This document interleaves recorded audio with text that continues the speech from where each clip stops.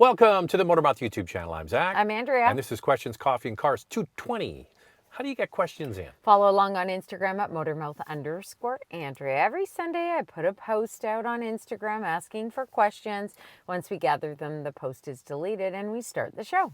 Time now for Questions, Coffee, and Cars. Your questions from Instagram. Does Toyota still have insane waiting periods for their hybrid SUVs? We have a 3-year lease on a Rogue and done with the first year. Last year, we wanted to move out of Nissan, but the wait for a Toyota was too long. Also, will the regular Highlander be phased out 2 years from now?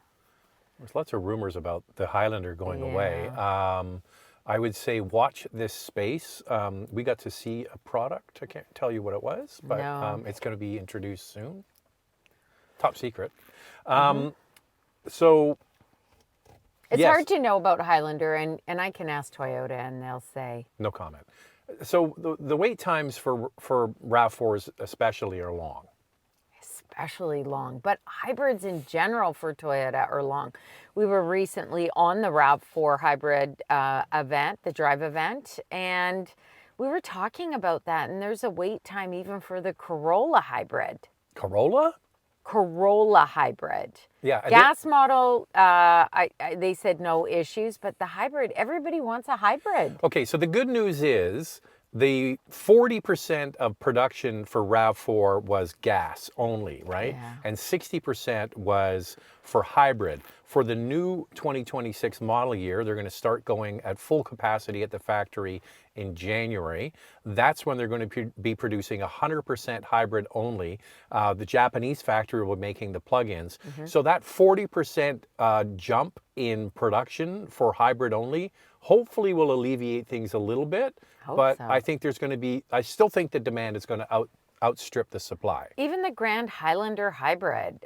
Zach and I were talking about that today. We actually spotted one. We were like, oh my We're gosh. at the coffee shop getting our coffee for Questions, Coffee, and Cars. And there was a Grand Highlander there. And we were like, what? A limited hybrid? Wow. And then we both commented, we rarely see a hybrid max around here. I think they're just really hard to get. So yes, if you want to get out of your Rogue, you need to get on a wait list for a Toyota hybrid. You got 2 years to go. So put your name down for the new 26. And maybe in 2 years you'll get it. No, I'm joking. Hopefully you'll get it sooner than that. Given reliability concerns, is it a better idea to lease rather than purchase a new Volkswagen Tiguan, in your opinion? Well, you can do it either way. You can purchase it. We like to call it the 3 or 4 year long-term test drive. So you're paying to test drive the car, and at the end of it, you've got a guaranteed value at the end, and you can then either give it back or buy it out. And if it's been great, buy it out. The people that leased cars 3 years ago at the much lower prices that cars were 3 years ago, their leases are now becoming mature, and they're able to buy the cars at the old price. So you get to have a bit of cake and eat it too. I would definitely lease a Volkswagen Tiguan, especially the new model. It's new. And it's a Volkswagen. And reliability is definitely an issue at times for Volkswagen. So I would definitely lease it. If you like it and you want to buy it out at the end and it's been good to you, buy it out. They seems to be spotty. Like you hear, I've had a Volkswagen for all these years, it's been great. I've had nothing but trouble. There seems to be no middle ground there. No, and the ones that have had trouble are just so angry, which I get. I totally understand that. What are your thoughts on the new Chevy Bolt? I love it. I love it. Guess what? It's priced at just over $43,000 in Canada and under $29,000 in the US. Can you believe that? 410 kilometers of range, 255 miles. It's equipped with the NACS charging port, and it goes 10 to 80% in 26 minutes. Yeah, so the big difference was the architecture of the battery pack. There were shortcomings. Listen, we just bought a 3-year-old Chevrolet Bolt EUV, the one that looks kind of pregnant. You know? I like the EUV. It's actually the Bolt. It's the Bolt that's gone to the gym, yeah. So it's the Zach version. Yes. 100%. 100%. So the downside with the one that we have is it's got slow, high speed charging is only at 50 kilowatts. Yeah.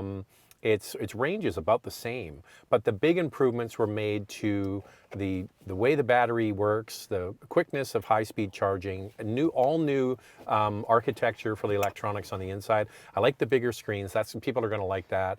The Bolt has been a big hit for Chevrolet, and now the good thing for us, Andrea, you can't tell it's new. It looks like ours. They didn't do much to the outside. And they've got some fun colors too.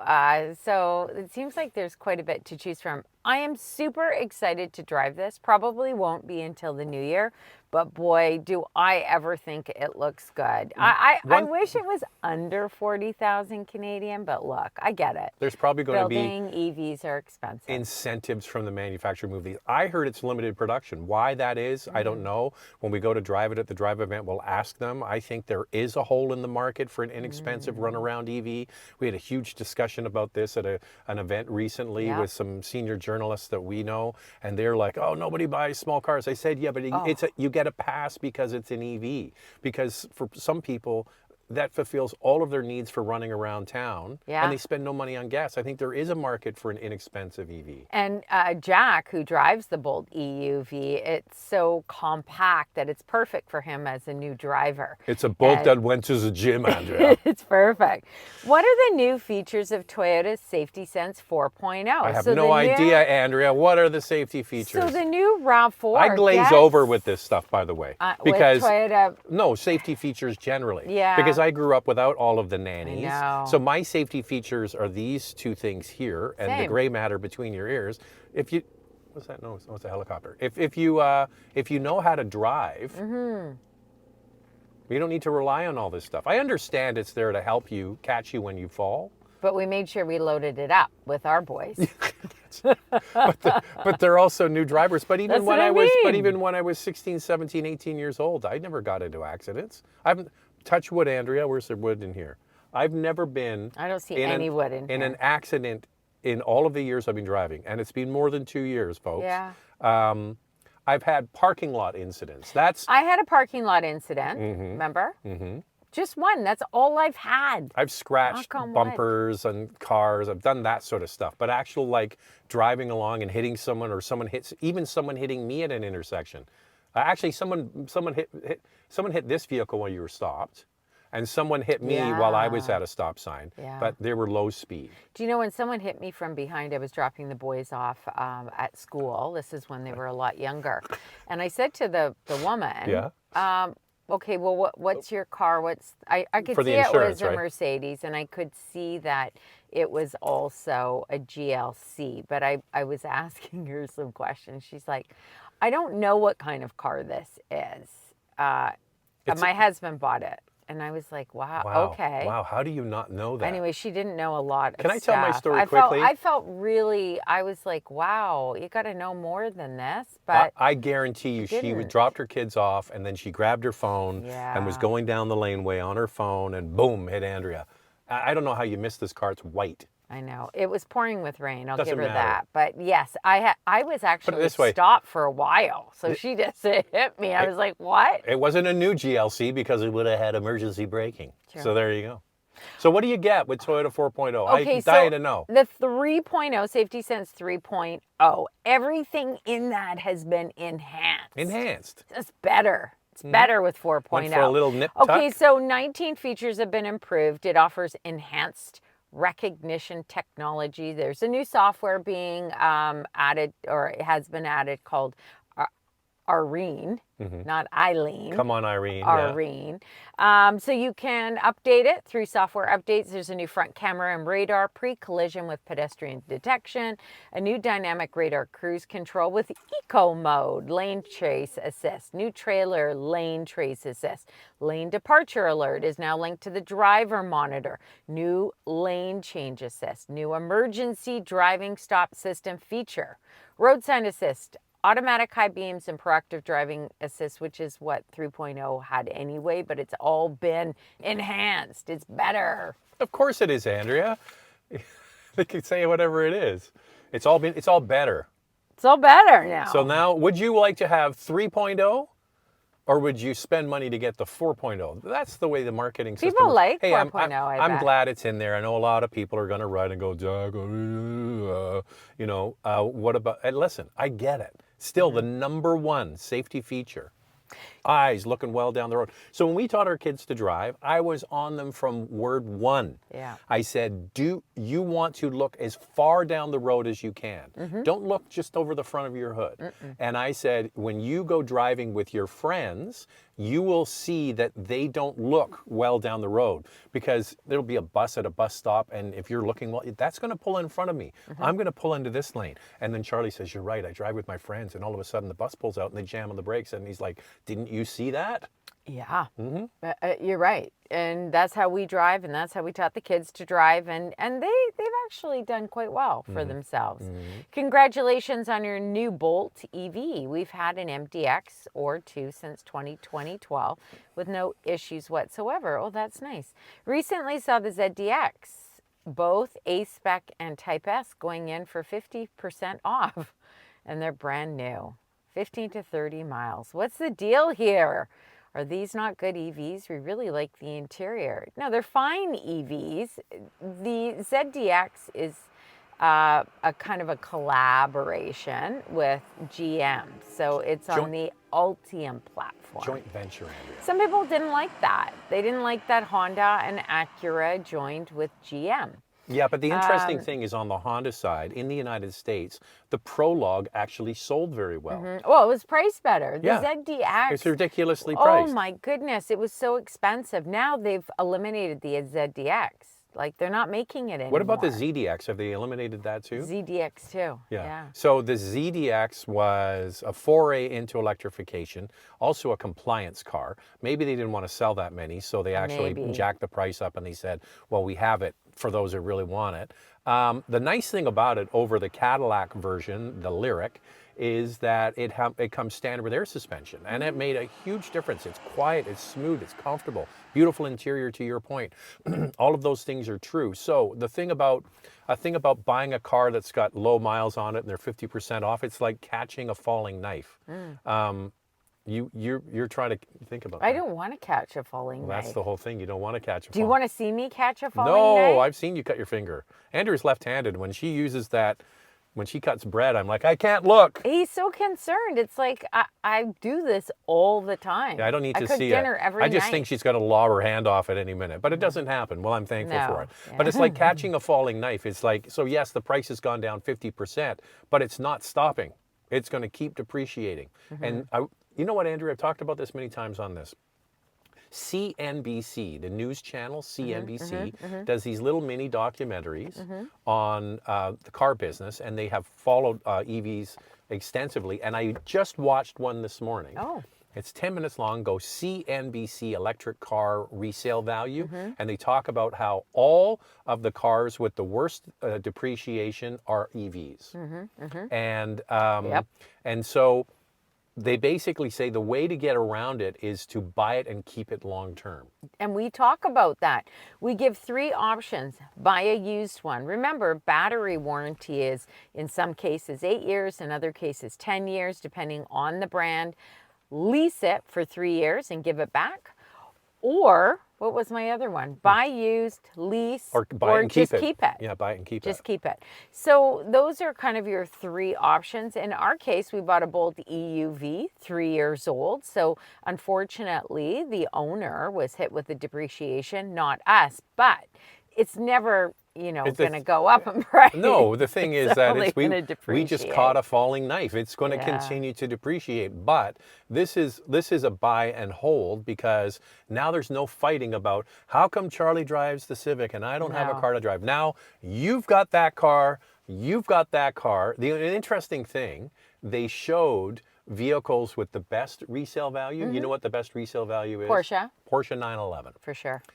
What was interesting, I think it was in the top 5, is Honda Civic has one of the highest resale values. So I told Charlie, because he was like, I said, because we went and looked at the Bolt, and he goes, oh, it's really got a nice interior. It's got more stuff. I said, listen, the one that you've got, in 10 years time is still going to be worth a lot of money. Yeah. That thing, the Bolt, is worth nothing. So you just got to keep it. Oh, by the way, when we bought our Civic for the boys initially, it was just before COVID, and we got a good price in the used market for it. During COVID, it went up, it increased by $7,000, maybe even more. And Zach was like, geez, like maybe we should sell it. And I said, what could we possibly buy? Well, the used market was a fortune. What we were at trying to that do point. was parlay the difference between the used price, which went up so much money, and if we had connections to get a brand new car at MSRP. That would've So been we were great. thinking of getting the Maverick pickup truck and trading the Civic in, but it never happened. It never happened. Does the Toyota Cablegate issue exist only in RAV4 or across the board with all their hybrid vehicles? Example, Corolla Hybrid, Corolla Cross Hybrid, Camry Hybrid. So first off, Cablegate for the new model, there is a brand new connector. Well, It's been a okay. explain what you it is. explain it, and then I'll say. Okay, so this came up 2-3 years ago out of 2020. yeah, well, that Oh, long ago. 2019 had some issues too. All right, so the time flies, Andrea. Yeah. So yeah, when the 4 or 5 years ago, it started popping up that, especially in the province of Quebec, they get snow, is that the orange high voltage cable that connects the battery with the electric motor was corroding in this orange case. So salt water would get in and it would just corrode it. So that was Cablegate, and Toyota has replaced those that are affected. Yeah, they've And changed the part. and also extended the warranty. So they've fixed it along the way, but all the models are a little bit different. Like, for example, the 2023s have an updated design compared to the 2022. The 24 and 25 share a different design, and then the 2026 This is updated again. is updated again. So there were other models affected. This is coming from the US. They had some recalls. Now, it's based on production dates, so it's not like every single model was recalled. 2019 to 2022 RAV4 hybrids all-wheel drive. 2020 to 2022 Highlander hybrids all-wheel drive. And then the RAV4 PHEV, the Sienna hybrid, and the Venza hybrid are So slow down. RAV4 what? Prime, PHEV. Yeah. The Sienna Sienna. and the Venza. The van and the Venza, which is the RAV4. Yeah. Yes, 2021 to 2022 models. Okay. And like I said, the warranty's been extended to 8 years, 160,000 kilometers, 100,000 miles. So Toyota has definitely done things to improve on these models. If you have one of those, make sure before you hit the mileage top end, you go in and you get it inspected. From what I understand, for failure and for replacement, you actually have to have a technical failure. It's supposed to come up on the digital driver display. If it's working, I don't think that, but if it was really badly corroded, I'm sure you could make a case for them to swap it out. But they did change the part. And also remember, even if yours didn't get changed, the warranty has been extended for that. So if you have any issues up to the 8-year mark or your kilometers or miles, you can go in and get it replaced. Well, that's what I'm saying. Before then, get it checked before you hit that number. Maverick EcoBoost versus Ridgeline V6. 3, 2. Okay, ready? Okay, ready? So 3, 2, 1. 1. Okay, so Ridgeline is the V6 Honda, and then it's the turbo 2-liter 4-cylinder 250 horsepower. Now, by Maverick. yeah, but hold on. It says ECVT for the hybrid powertrain and an 8-speed automatic transmission for the gas 2-liter EcoBoost engine. yeah. Transmission concern. So I guess talking about the Maverick if we do choose it. So you hadn't finished the question. Yeah. Okay, so Ridgeline V6 Yeah. or Maverick 2-liter turbo. or hybrid. Okay, Two. no, he said EcoBoost. Yeah. Okay, ready? 3, 2, 1. Ridgeline. Maverick. Maverick. I just talked about how I want a Maverick. I love the Maverick, but I want the hybrid. I think if you're going to go into the EcoBoost, then the Ridgeline is like hard to beat. It's bigger. It's got the 3.5-liter V6. It's got a bigger bed.